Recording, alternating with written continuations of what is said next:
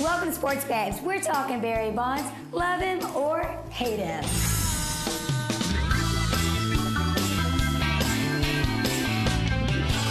All right, so they say the chicks dig the long ball, and if that is the case, then when this baseball season starts, all the ladies are going to be watching. And why is that? Because Barry Bonds is about to break Hank Aaron's 755 home run record. But Vicky, should we put an asterisk by that if he does in fact break that elusive record? You know, you can hear constantly people saying, oh, absolutely, there should be an asterisk beside his name, but come on. If you put an asterisk beside his name, you got to put one beside every guy that's ever corked a bat, every pitcher that's ever scuffed a ball. It can't be done. And first of all, the guy's not been found guilty of anything. You can't do it.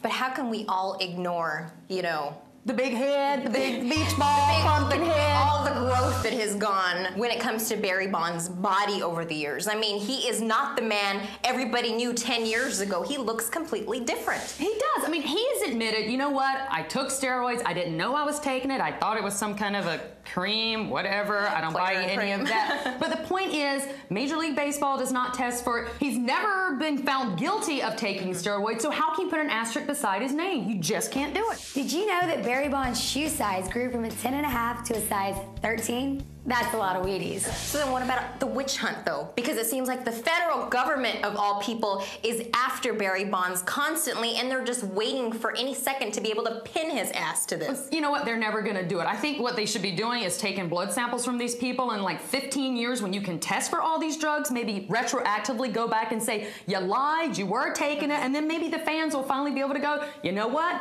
That's the reason he deserves an asterisk beside his name. But until then, you just can't do it. And then there's the whole thing about, you know, Bud Selig has openly said he's not going to be there following the home run race that he's going after. So, I mean, what does that say to all the fans out there if you don't have your commissioner out there supporting this, you know, passing the torch? And apparently Hank Aaron's not going to even be there either. And, you know, that's his record. That's the most coveted record in Major League Baseball. Well, I think if anybody deserves an asterisk, it's Bud Selig and Fair, because those two guys should be held responsible for all of this.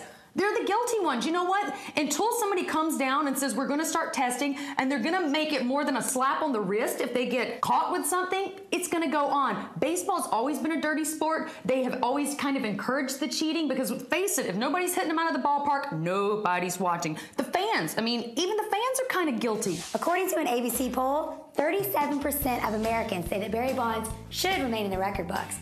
But 38% say he should remain in the record books only with an asterisk. I mean, look what happened with the whole home run race between McGwire and Sosa. It put baseball back on the map. Before that, there was the strike. Nobody cared about baseball, and everybody kept hushed and didn't say anything, including Bud Selig. And I think a lot of this is on him, and everybody knows he's the non-committal commissioner. Remember the All-Star game? The tie? Are you kidding me? He didn't say anything about that. I mean, he sucks, and quite frankly, I don't care about his toupee ass not being there. What I care about is why is Hank Aaron not there, and I think that's what everybody needs to take notice of. That speaks volumes. I certainly don't wish the worst on anybody, but I just have a feeling that all the steroids, this year he's going to have some kind of major muscle problems, and we're not going to see Bonds, and hopefully next year everybody will be smart, not pick him up, and Hank Aaron's coveted record will go on. Wouldn't that be great? Let's hope so, but you know what? I'm still going to be watching, I have to admit. All right, let's wrap it up and head to clutch time. All right, they say a cat has 9 lives. I say Olympic champ Rulon Gardner has 9 lives. He escaped death yet again when his small plane crashed in a frigid lake. He swam the backstroke for 2 miles to save himself, and he is alive to tell his story. I say he is the true man of steel here.